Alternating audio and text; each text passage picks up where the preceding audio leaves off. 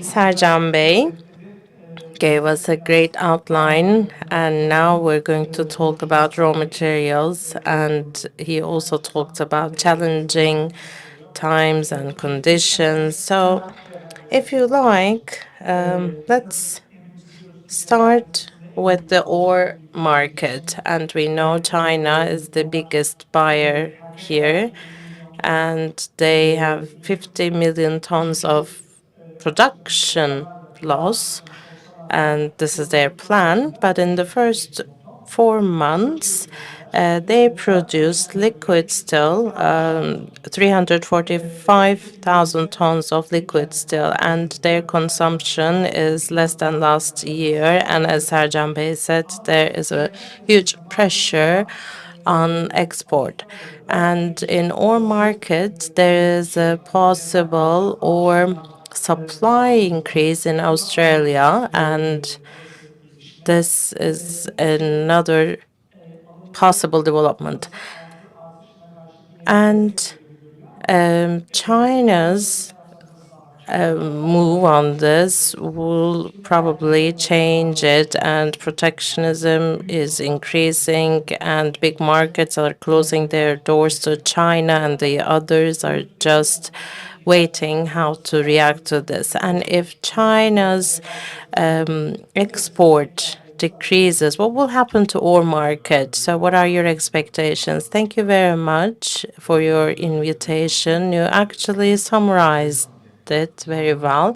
It's a very interesting equation, and we have to go back a little bit to remember what happened between 2010 and 20, the global developments and the impacts on steel market and their effects on raw materials.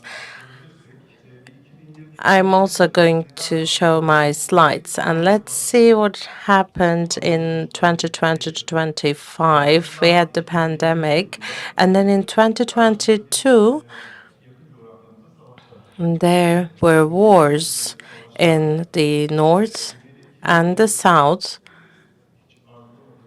and the impacts of this war in the south even went beyond the Suez Canal and climate change. So we started to see the repercussions of climate change, and from 2020 to 25, we can say that these impacts were double. So as professionals, we used to see climate changes as crisis management, but now they are parts of our lives, and we have to measure these impacts and make our plans accordingly. Then the trade wars started and their impacts on our economy. So at this point, we have uncertainty. I mean, we can agree on this uncertainty. So from 2020 to 25, we can say that this equation changed, and we have to learn this new alphabet in order to understand and to interpret the current situation for the steel market. You can also change it here and see it here on the screen. Can we go back? Yes.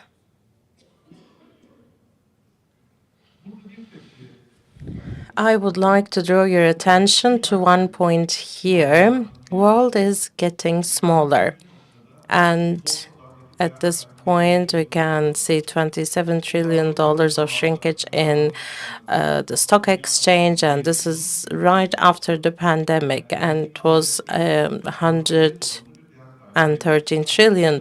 So the loss is 1/4 actually. And pandemic had a huge effect on us in terms of value, in terms of money, and it will take years to gain it back. And there were some economic packages announced and inflation.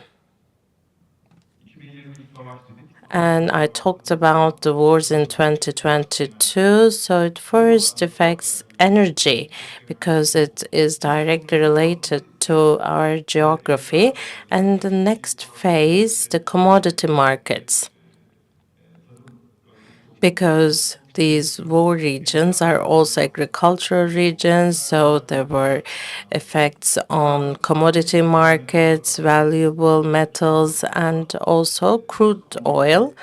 And there's also increase in crude oil, and this increase was 17%. Red Sea and Suez Canal crisis. One day we woke up, we were in the office, and they said these vessels are not coming.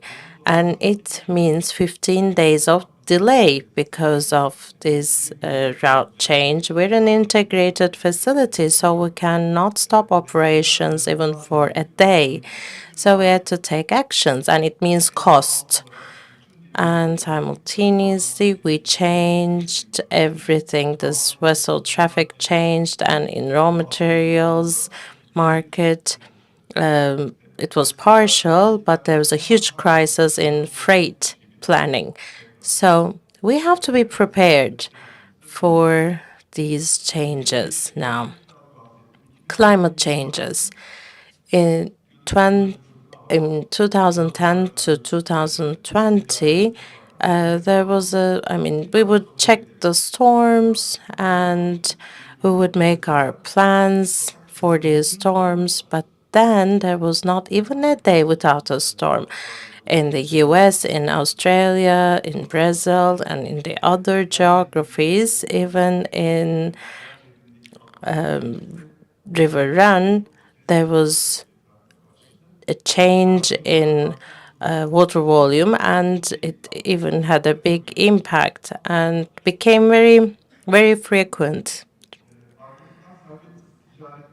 Then there were obstacles in free trade, and this is a hot topic and will probably continue. We can call this uncertainty. So each country is taking some precautions to protect their own domestic market. So we have to be prepared for this, and this will stay in our agenda. This happened from 2020 to 25, economic stability. Rat Bay, you can stop me anytime. And fluctuations, economic fluctuations. As you can see, there are two countries. One is China and one is India. Inflation and interest rates. As you can see, in India, interest rates and inflation rates are going down, and we're talking about very high numbers in other countries. But in China and India, inflation and interest rates are going down. So we can say there are very healthy markets. So it won't be wrong to consider China as a healthy market. Of course, there are challenges. Steel market. There's always idle capacity, but now we will interpret it different, how it impacts our lives. Of course, we have to keep a good balance in consumption and production. China, now this gap is growing, consumption is going down, production is not going down. So what about the other countries? And in this balance for production and consumption, consumption is increasing in other countries. And China will penetrate into these markets, and we will see a little bit increase in the graphs at the bottom. You can see this capacity will increase. In between 2010 to 2024 still, continued to grow, and we reached 1.7. There is only one country, India. Its share went up to 8.1% from 1.4%. And in the other countries in the EU, the average decrease is 8.6%. And China's increase will dramatically continue. So from 600, 700 billion tons up to 50 billion tons. And maybe we will be able to interpret this, and this increase will continue, and there will be challenges. Is it healthy in China or not?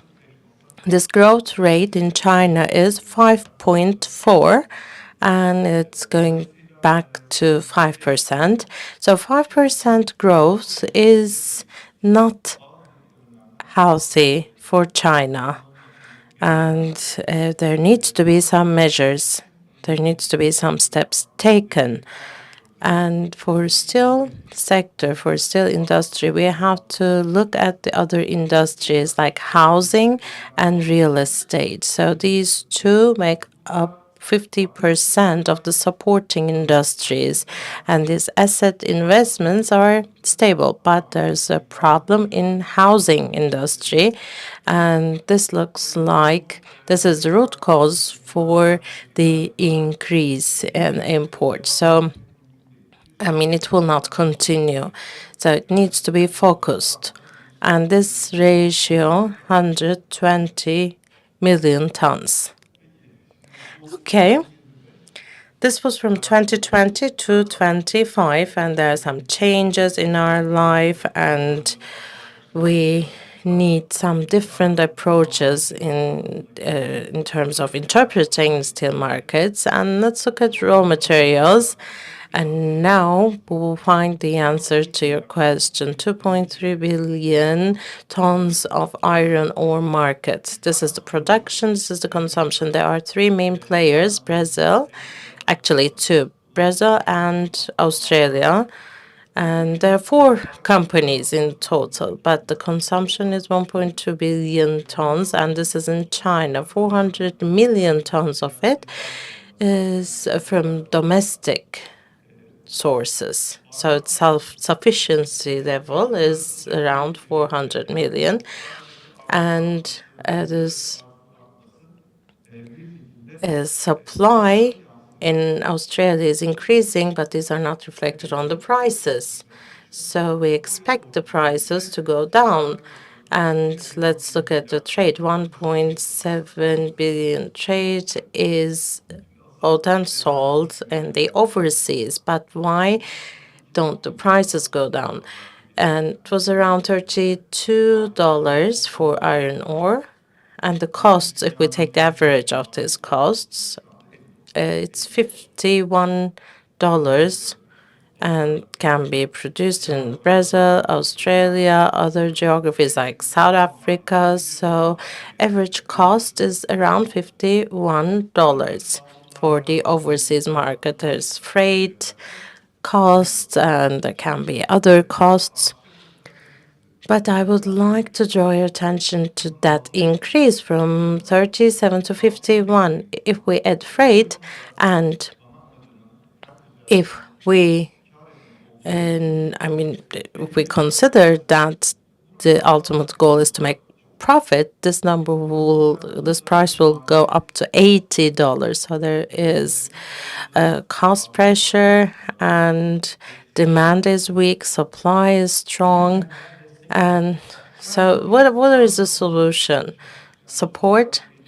So $51, this is the rough number. Some of them, for some of them, the cost of production is 36. For some of them, it's 50. So I can't give you one exact number, but it gives us an idea that needs to be supported. Another example, 1.2 billion tons of ore going from India, Brazil, and Australia, and the costs there are increasing China's self-sufficiency level because it's $400 million. So with $70, China will continue to buy because there's this huge gap, and it will continue to produce its ore.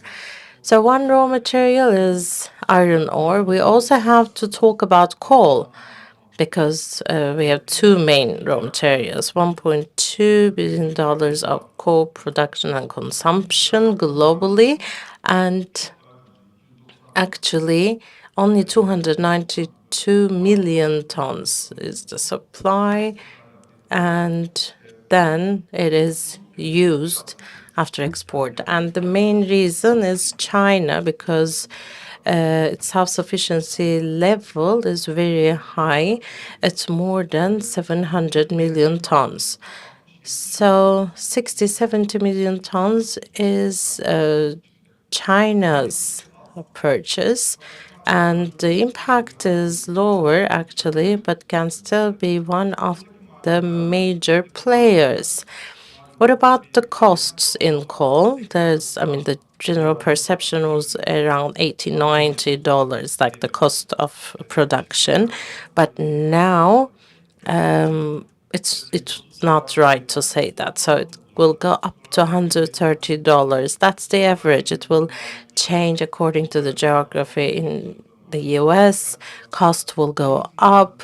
In Australia, it will go down, but $130 can be taken as the average. And if we add freight and reasonable profit margin, so these numbers, the numbers can be very close to 130. So that index cannot go down because of the cost of production.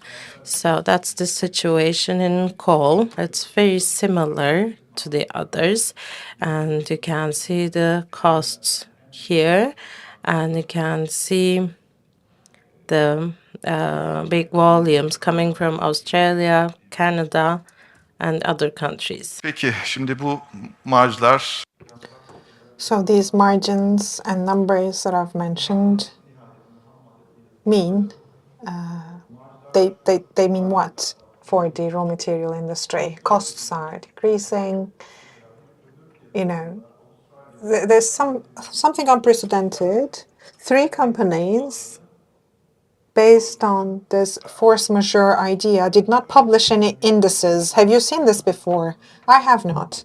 3 companies, which are very large companies in their minds, due to, some accidents or other events and incidents, they claimed force majeure, and the index has not increased dramatically. In 2021, where coal prices went above $600, the market estimations back then, market projections back then are hugely different than that of today. So we have to recheck our ABCs, and we have to use the proper language to read, actually, quote unquote, the market. And in addition to the instruments we've been using thus far, we have to use other ones.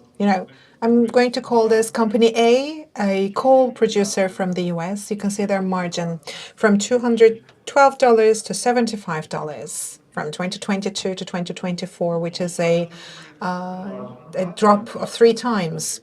In Australia, this company is still a bit higher than that of US, the one in the US, but it came from $268 to $123. For iron ore, there are 2 major players, one from Australia, and their profit margin was, suppressed, so to speak. And the one in Brazil actually saw pretty much the same, but still continue to manufacture, to perform trade, and actually is enough to, increase the supply and mobilize new mines. So if you ask me for our expectations in the raw material, I would say it will be in a narrower band, but there will be both an increasing and decreasing trend. However, this is assuming China will maintain its current level of production. If it goes down, one possibility is, for example, the labor problem and employment problem in China. I mean, I would say my personal opinion is that they will continue to manufacture. So instead of having employment problems by decreasing by 50 million tons, because the current unemployment rate is 5%, so any 1 percentage point change mean 14 million people unemployed. So instead of that, it sounds more reasonable that the state will manufacture 50 million more tons. You may disagree, you may have other ideas, but it sounds more doable. And in such a world, this looks more reasonable and it will maintain the current level. Thank you. So the profit margins are not so bad. I wish we see the same in the steel industry, given the prices. My question is, now the blast facilities, that manufacture from iron ores compared to scrap metal, they have a certain competitive edge in terms of cost. So this was pretty much the same of what happened back in the day where China broke the records, but ore prices were very much lower compared to today. So how can you read into it? The difference is the cost. The current cost, by cost I mean not just the extraction of the ore, it also has to do with the cost of financing that increased, and the other instruments and other financing instruments, their costs also increase. So cost increase overall, I would say. So from $30 to $51 mean about 90% increase. And that 90% increase, having the same figures in the two different times, this is the best it can come to, I mean. Thank you. Thank you. You're saying that they will not go down that far. Okay. Mr. Volkan, let's continue with scrap. I mean, the Trump administration instated 25% taxation in all steel imports, and recently this came up to 50% with a recent decision of the Trump administration. But last night, I mean, there's been reports of a possibility to partner with Mexico, but this 50% taxation for exporting to US by China, I'm sure, in a way, reflect on the prices of products in the domestic market, which is expected to affect the raw material prices which we experience. But the US is also a very significant scrap metal exporter. So what is your expectation given these developments? Thank you very much for inviting me. First of all, I will talk about Amsterdam Scrap Terminal briefly. We started our activities in Amsterdam in 2016, so we're working on 300,000 tons of scrap metal, but with OYAK's support last year, we have vamped our capacity further and now active in different locations. So in Baltic region, in Amsterdam, and in the US, we are operational in 6 different ports. And this means great opportunity for steel manufacturers in Turkey because we provide scrap metal. The US is, of course, the country of focus for us, and they have direct influence on our activities. This 50% taxation will also bring some radical changes and repercussions.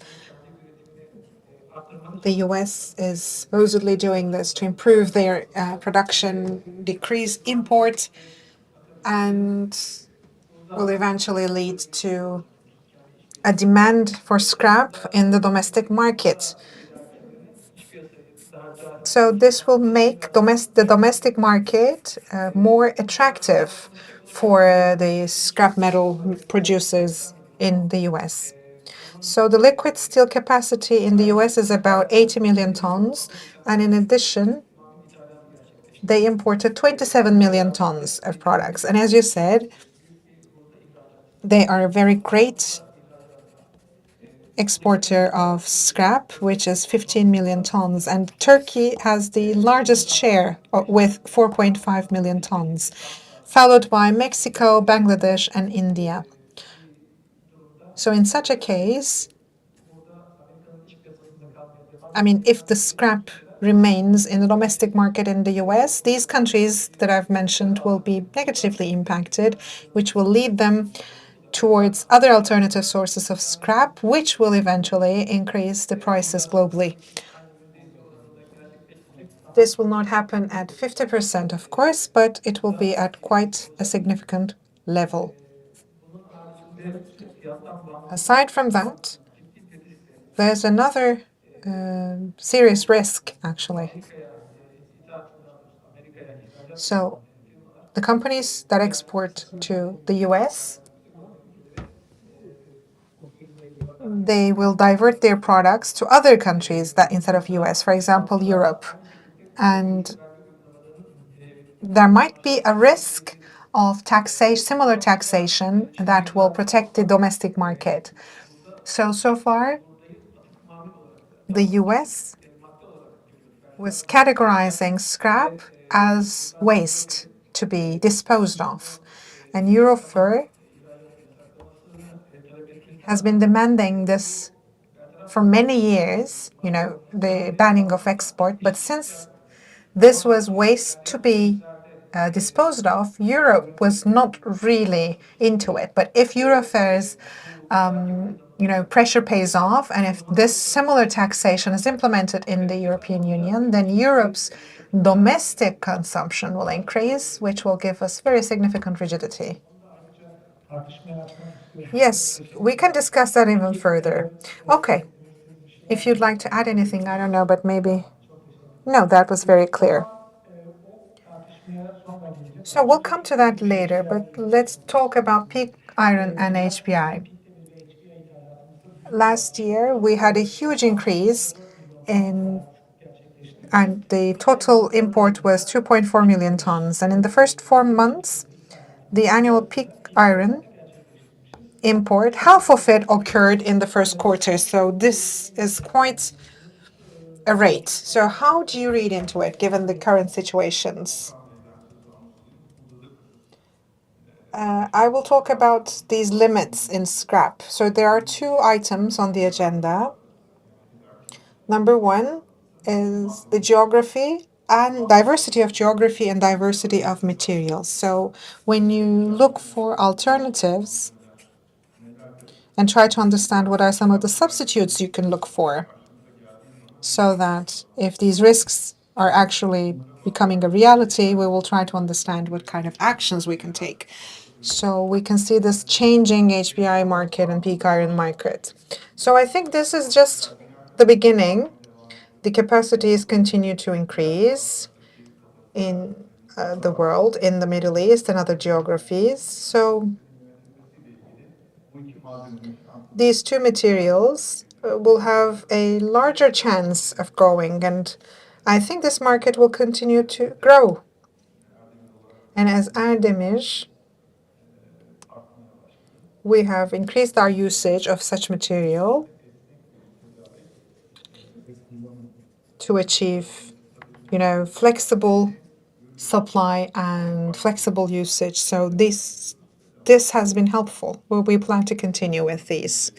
So we believe this market will continue even further. I mean, the investment part is the specialty of Mr. Sarjan, but of course, on the green transition, we have a roadmap, and any kind of investment to support that, any investment to support the cost will always be on our agenda. We've invested before, we continue to do that. We'll continue to do that, and hopefully we will collect the yield. Anything you'd like to add? So let's go back to Eurofair. As you've mentioned, there's a constant pressure to limit scrap export, to keep the scrap in the union, and they keep pressuring the Commission, which will increase actually in the future. But in the Gulf countries, in Saudi Arabia, in UAE, there is a growing demand for scrap. And their demand is growing even higher. Egypt recently have seen a quite increase in their demand for scrap. Asian countries are doing the same. There are new capacities added. In Southeast Asia, we see significant investment requiring huge capacities. And three-quarters of our manufacturing is based on scrap. So how do you see the future of supply, and what kind of measures can be taken against some of the possible risks? I'm asking you because you have a very different structure anyways.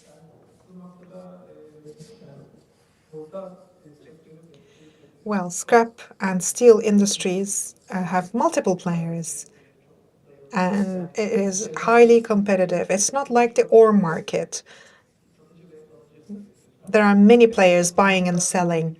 And as you've mentioned, in the Gulf countries and in Southeast Asia, we see new capacities and capacity increases.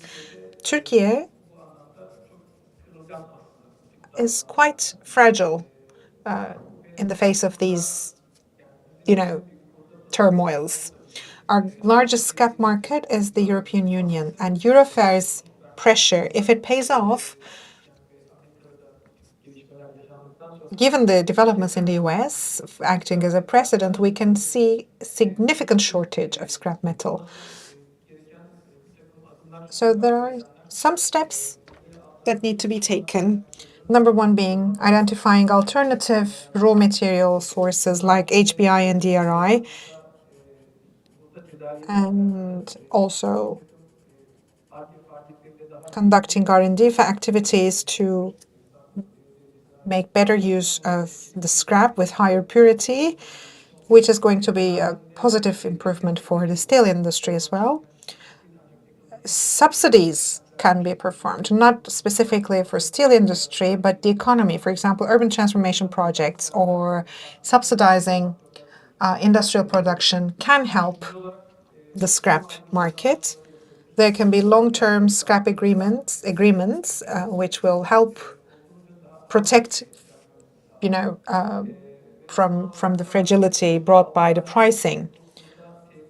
Also, we can identify alternative countries for scrap supply. As Amsterdam Scrap Terminal, this is the part we're focusing on. As I've mentioned, in Baltic region, in Amsterdam, and in the US, we are performing our activities, and by the end of this year, we will be bringing over 2 million tons of scrap to Turkish manufacturers. And in the coming years, we plan to double that and even further. To do that, we are actually currently working on obtaining scrap from Latin American countries and African countries. So we are solely focusing on providing higher quality and sustainable scrap supply for the Turkish industrialists. Thank you. This is very important. I mean, since steel industry cannot be subsidized, maybe there can be new subsidies for the scrap part of it. Thank you. Would you like to add anything, Mr. Selim? Actually, we can talk about the raw material in general. I mean, the geographies of AST can also be relevant for iron ore or other raw materials. For example, in Egypt, there are some initiatives for iron ore. In South Africa, you see Chinese companies left and right. So such an integration or such bottlenecks, actually, let me say, will trigger alternatives and incentives and subsidies, and maybe it will have such an impact on raw material markets as well. Last question.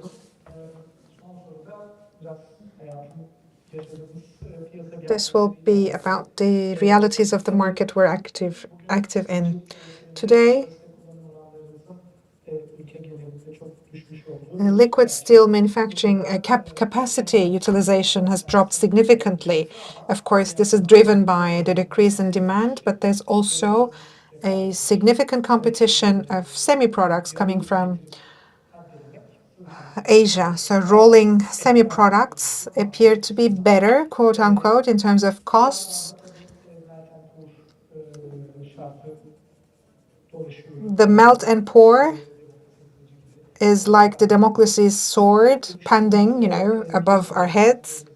So if you could share your insights in this matter as well.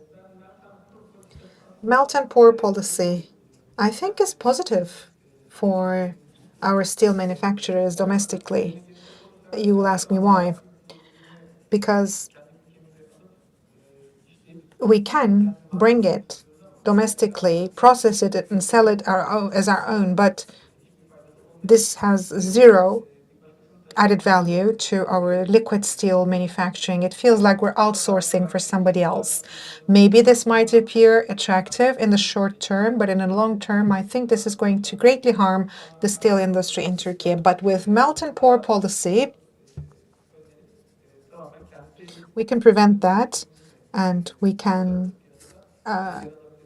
manufacture our own and be an active player in the international market. So in the medium to long term, I think melt and pour policy will help both the CBAM mechanism as well as other preventive taxation policies. All of these will help Turkey be a player in the international markets of steel manufacturing. Thank you. Well, we're talking about a globe that is becoming more and more regional than global. So there are some steps of preventive measures, including anti-dumping, but we have to decide what the solution for us should be, and we should establish our short, medium, and long-term plans with decisiveness. This can be a quota, this can be other regimens that will be implemented, but for now, there needs to be a decision made, and it should be supported with the, structure to support it.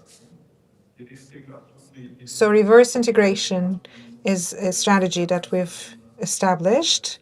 Our Jumash company is working on the refractory side.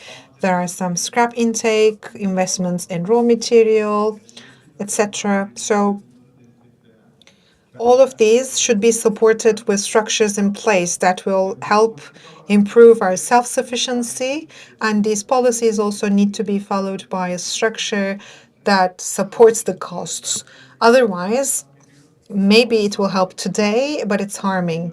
So all of the stakeholders, all the players, manufacturers and traders alike, we have to come up with a joint roadmap to organize our activities. Otherwise, these will be obviously harmful for us. Thank you very much. Okay, so we're a bit past the time allocated for us, so we can take a couple of questions if there are any burning questions.